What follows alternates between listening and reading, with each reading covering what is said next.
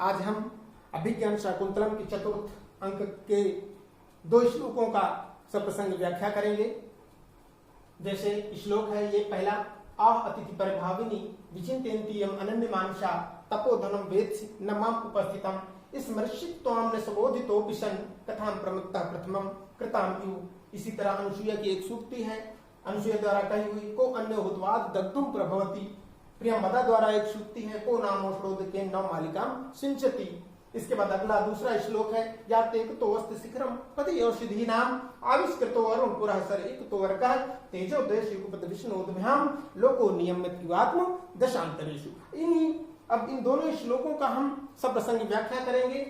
ये अभिज्ञान शाकुंतलम के चतुर्थ अंक जब शुरुआत होती है तो उस समय शुरुआत नाटक का मंचन यहाँ से है कि प्रियंवदा और अनुसूया अपनी वाटिका में, कुटी के पास वाटिका होती है फूलों की, वहां पर वो पुष्प चुनती हैं और पुष्प चुनते हुए उनको एक कुटी के पास से एक आवाज सुनाई देती है, अयम भो, मैं यहाँ उपस्थित हूँ, मैं यहाँ उपस्थित हूँ।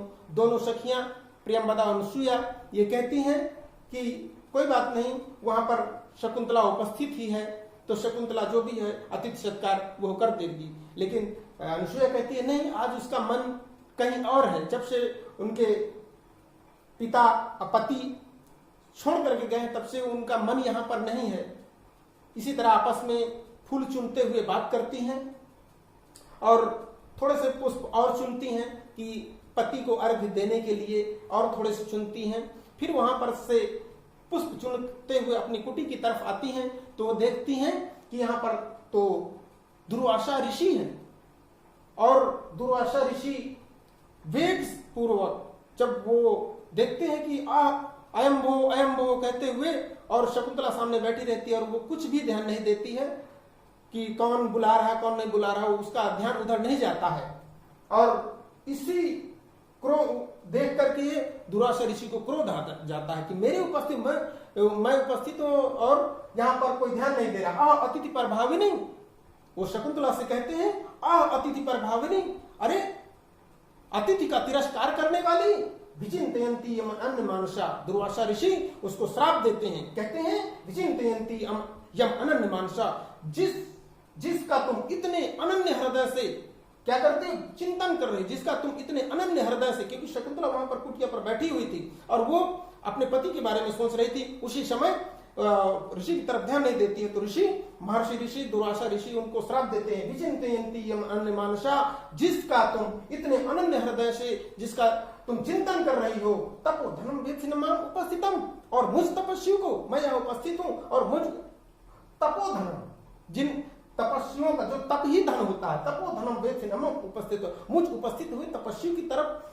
तुम ध्यान नहीं दे रही हो, न वेत्सि, मुझे जान नहीं रही हो, मुझ उपस्थित हुए तपस्वी को तुम जान नहीं रही हो। स्मृष्यते त्वाम न सबोधितोऽपि सन्, इस स्मरण दिलाने पर भी वो तुमको नहीं जान पाएगा, वो तुमको नहीं पहचान पाएगा। स्मृष्यते त्वाम न सबोधितोऽपि सन्, जिसका तुम इतने अनन्य हृदय से, अनन्य मन से, जिनका तुम इतना चिंतन कर रही हो, जिनको याद कर रही हो, स्मृष्यते त्वाम, स्मरण दिलाने पर भी वो तुमको याद नहीं कर पाएगा, जान नहीं पाएगा। बोधितोऽपि सन्, वो तुमको पहचान नहीं पाएगा। कथां प्रमत्ता प्रथमं कथां यु, वो उसी प्रकार से तुम्हें भूल जाएगा जैसे कथां प्रमत्ता, पहले कही हुई बात को, कथां प्रमत्ता, प्रमादी व्यक्ति, पागल व्यक्ति जैसे अपने पहले कही हुई बातों को भूल जाता है, वो राजा, वो दुष्यंत तुम्हें उसी प्रकार से भूल जाएगा जैसे पागल व्यक्ति अपने पहले कही हुई बात को भूल जाएगा।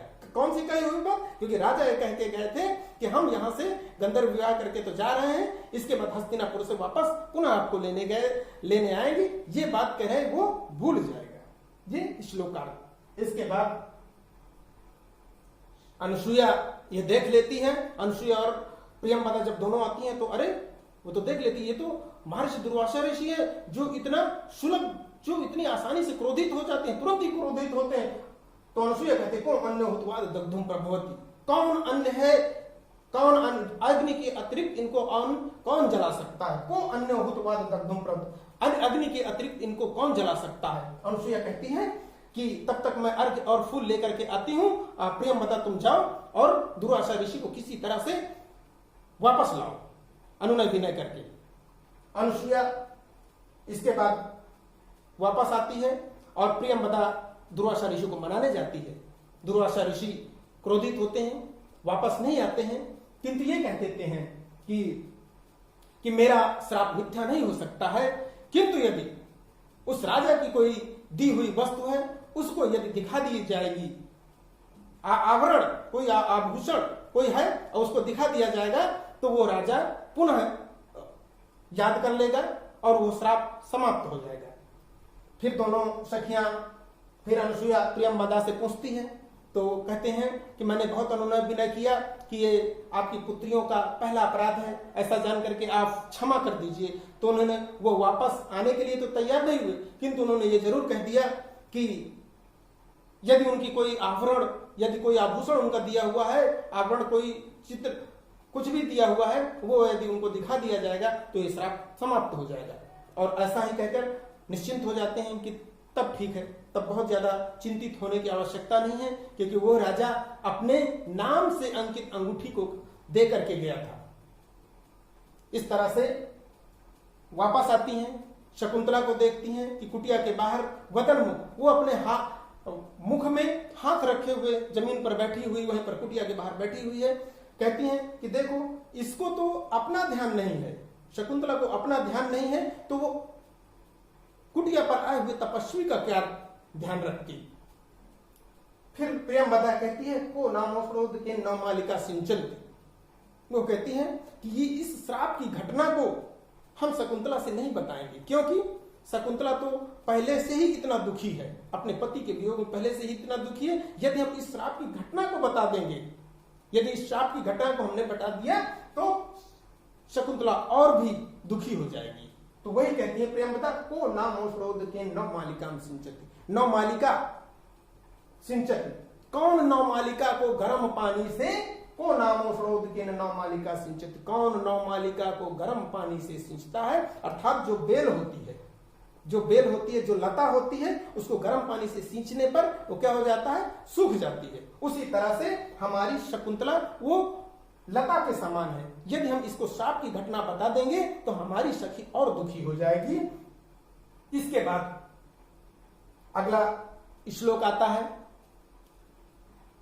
रात्रि व्यतीत होती है, भोर पहर कंड ऋषि वापस आ गए होते हैं, तीर्थ यात्रा से वापस आ गए होते हैं और भोर पहर का समय है और शिष्य को बाहर देखते हैं कि अभी कितनी वेला शेष है, अभी कितनी रात्रि शेष है।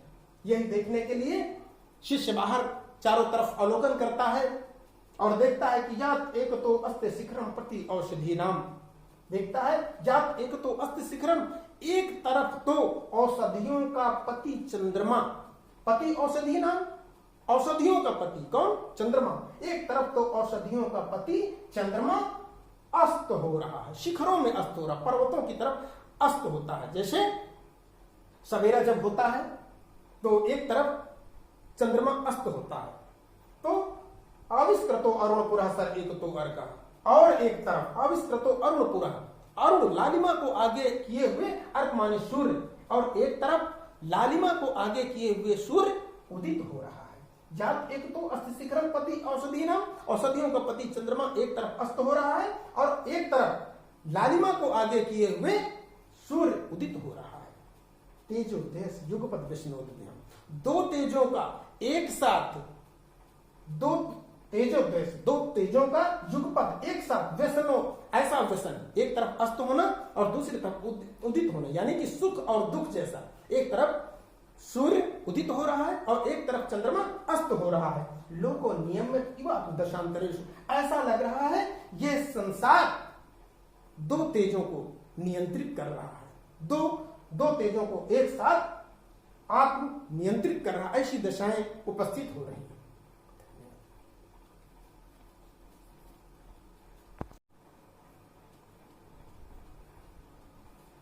आज हम अभिज्ञान शाकुंतलम की चतुर्थ अंक के 2 श्लोकों का सप्रसंग व्याख्या करेंगे। जैसे श्लोक है ये पहला, आह अतिथि परिभाविनी विचिंतयन्ति यम अनन्य मानसा तपोधनम वेत्सि न माम उपस्थितम स्मर्शित त्वाम न सबोधितो पिशन कथाम प्रमुक्ता प्रथमम कृताम इव। इसी तरह अनुसूया की एक सूक्ति है, अनुसूया द्वारा कही हुई, को अन्य हुत्वाद दग्धुम प्रभवती। प्रियंवदा द्वारा एक सूक्ति है, को नामो श्रोध के नव मालिकाम सिंचती। इसके बाद अगला दूसरा श्लोक है, या तेक तो वस्त शिखरम पति और सिद्धि नाम आविष्कृतो अरुण पुरः सर एक तो वर्कः तेजो देश युगपत विष्णुोद्भ्याम लोको नियमित युगात्म दशांतरेषु। इन्हीं अब इन दोनों श्लोकों का हम सब प्रसंग व्याख्या करेंगे।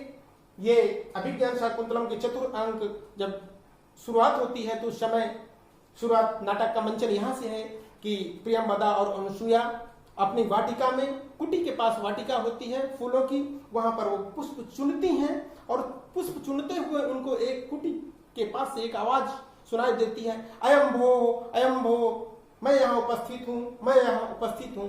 दोनों सखियां प्रियंवदा और अनुसूया ये कहती हैं कि कोई बात नहीं, वहां पर शकुंतला उपस्थित ही है तो शकुंतला जो भी है अतिथि सत्कार वो कर देगी। लेकिन अनुसूया कहती है नहीं, आज उसका मन कहीं और है। जब से उनके पिता पति छोड़ करके गए तब से उनका मन यहाँ पर नहीं है।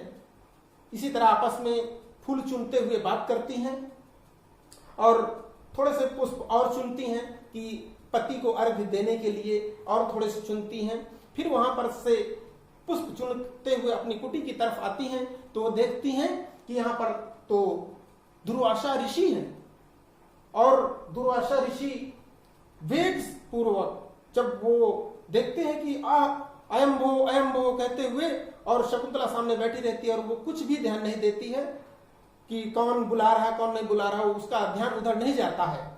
और इसी क्रोध देख करके दुर्वासा ऋषि को क्रोध आ जाता है कि मेरे उपस्थित मैं उपस्थित हूं और यहाँ पर कोई ध्यान नहीं दे रहा। अतिथि पर भाविनी, वो शकुंतला से कहते हैं अतिथि पर भाविनी, अरे अतिथि का तिरस्कार करने वाली, विचिंतयंती यम अन्य मानुषा। दुर्वासा ऋषि उसको श्राप देते हैं, कहते हैं विचिंतयंती यम अनन्य मानुषा, जिसका तुम इतने अनन्य हृदय से क्या करते हो, चिंतन कर रहे, जिसका तुम इतने अनन्य हृदय से, क्योंकि शकुंतला वहां पर कुटिया पर बैठी हुई थी और वो अपने पति के बारे में सोच रही थी। उसी समय ऋषि की तरफ ध्यान नहीं देती है तो महर्षि ऋषि दुर्वासा ऋषि उनको श्राप देते हैं, विचिंतयंती यम अन्य मानुषा, जिसका तुम इतने अनन्य हृदय से, जिसका तुम चिंतन कर रही हो, तपो धनम वेत्सिनमाम उपस्थितम, और मुझ तपस्वी को मैं यहाँ उपस्थित हूँ, और मुझ तपोधनम, जिन तपस्वियों का जो तप ही धन होता है, तपोधनम वेत्सिनमाम उपस्थित, मुझ उपस्थित हुए तपस्वी की तरफ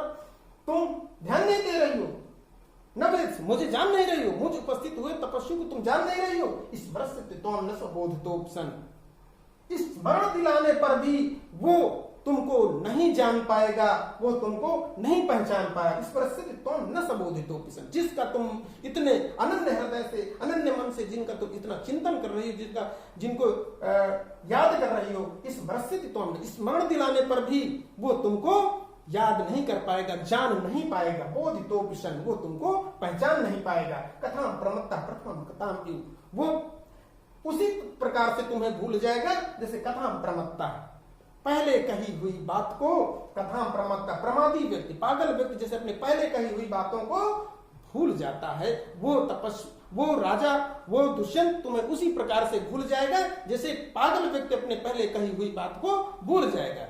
कौन सी कही हुई बात? क्योंकि राजा ये कह के गए थे कि हम यहाँ से गंधर्व विवाह करके तो जा रहे हैं, इसके बाद हस्तिनापुर से वापस पुनः आपको लेने आएंगे, ये बात कहे वो भूल जाएगा। ये श्लोकार्थ। इसके बाद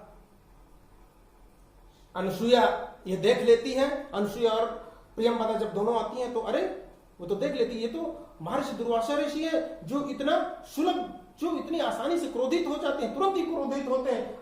तो अनुसूया कहते कौन अन्य हुत्वाद दग्धुम प्रभवती, कौन अन्य है, कौन अग्नि के अतिरिक्त इनको कौन जला सकता है, को अन्य हुत्वाद दग्धुम प्रभवती, अग्नि के अतिरिक्त इनको कौन जला सकता है। अनुसूया कहती है कि तब तक मैं अर्घ्य और फूल लेकर के आती हूँ, प्रियंवदा तुम जाओ और दुर्वासा ऋषि को किसी तरह से वापस लाओ, अनुनय विनय करके।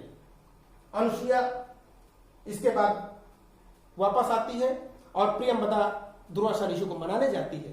दुर्वासा ऋषि क्रोधित होते हैं, वापस नहीं आते हैं, किंतु ये कह देते हैं कि मेरा श्राप मिथ्या नहीं हो सकता है, किंतु यदि उस राजा की कोई दी हुई वस्तु है, उसको यदि दिखा दी जाएगी, आवरण कोई आभूषण कोई है और उसको दिखा दिया जाएगा, तो वो राजा पुनः याद कर लेगा और वो श्राप समाप्त हो जाएगा। फिर दोनों सखियां, फिर अनसुया प्रियंवदा से पूछती हैं, तो कहते हैं कि मैंने बहुत अनुनय विनय किया कि ये आपकी पुत्रियों का पहला अपराध है, ऐसा जान करके आप क्षमा कर दीजिए। तो उन्होंने वो वापस आने के लिए तो तैयार नहीं हुए, किंतु उन्होंने ये जरूर कह दिया कि यदि उनकी कोई आवरण, यदि कोई आभूषण उनका दिया हुआ है, आवरण कोई चित्र कुछ भी दिया हुआ है, वो यदि उनको दिखा दिया जाएगा तो ये श्राप समाप्त हो जाएगा। और ऐसा ही कहकर निश्चिंत हो जाते हैं कि तब ठीक है, तब बहुत ज्यादा चिंतित होने की आवश्यकता नहीं है, क्योंकि वो राजा अपने नाम से अंकित अंगूठी को दे करके गया था। इस तरह से वापस आती हैं, शकुंतला को देखती हैं कि कुटिया के बाहर वदनमुख, वो अपने मुख में हाथ रखे हुए जमीन पर बैठी हुई, वहीं पर कुटिया के बाहर बैठी हुई है। कहती हैं कि देखो, इसको तो अपना ध्यान नहीं है, शकुंतला को अपना ध्यान नहीं है, तो वो कुटिया पर आए हुए तपस्वी का क्या ध्यान रखती। फिर प्रियंवदा कहती है, को नामोपरोध के नवमालिका सिंचन। वो कहती है कि ये इस श्राप की घटना को हम शकुंतला से नहीं बताएंगे, क्योंकि शकुंतला तो पहले से ही इतना दुखी है, अपने पति के वियोग में पहले से ही इतना दुखी है। यदि हम इस श्राप की घटना को बता देंगे, यदि इस श्राप की घटना को हमने बता दिया, तो शकुंतला और भी दुखी हो जाएगी।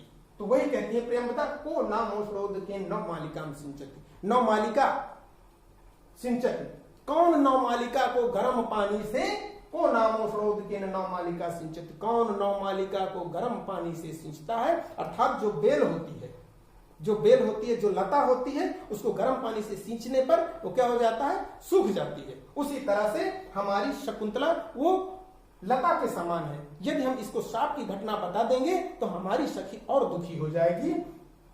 इसके बाद अगला श्लोक आता है। रात्रि व्यतीत होती है, भोर पहर कंड ऋषि वापस आ गए होते हैं, तीर्थ यात्रा से वापस आ गए होते हैं, और भोर पहर का समय है, और शिष्य को बाहर देखते हैं कि अभी कितनी वेला शेष है, अभी कितनी रात्रि शेष है। यही देखने के लिए शिष्य बाहर चारों तरफ अवलोकन करता है और देखता है कि जात एक तो अस्ते शिखरम प्रति औषधि नाम, देखता है जात एक तो अस्ते शिखरम, एक तरफ तो औषधियों का पति चंद्रमा, पति औषधि नाम, औषधियों का पति कौन, चंद्रमा, एक तरफ तो औषधियों का पति चंद्रमा अस्त हो रहा है, शिखरों में अस्त हो रहा, पर्वतों की तरफ अस्त होता है। जैसे सवेरा जब होता है तो एक तरफ चंद्रमा अस्त होता है, तो आविष्कृतो अरुणपुरा सर एक तो अर्का, और एक तरफ आविष्कृतो अरुणपुरा, अरुण लालिमा को आगे किए हुए अर्क माने सूर्य, और एक तरफ लालिमा को आगे किए हुए सूर्य उदित हो रहा है। जात एक तो अस्त शिखरम पति औषधि नाम, औषधियों का पति चंद्रमा एक तरफ अस्त हो रहा है, और एक तरफ लालिमा को आगे किए हुए सूर्य उदित हो रहा है। तेजो देश युगपत विष्णोदयम, दो तेजों का एक साथ, दो तेजो देश, दो तेजों का युगपत एक साथ, व्यसनो ऐसा व्यसन, एक तरफ अस्त होना और दूसरी तरफ उदित होना, यानी कि सुख और दुख जैसा, एक तरफ सूर्य उदित हो रहा है और एक तरफ चंद्रमा अस्त हो रहा है। लोको नियम में दशांतरेषु, ऐसा लग रहा है ये संसार दो तेजों को नियंत्रित कर रहा है, दो तेजों को एक साथ आत्म नियंत्रित कर रहा है, ऐसी दशाएं उपस्थित हो रही हैं।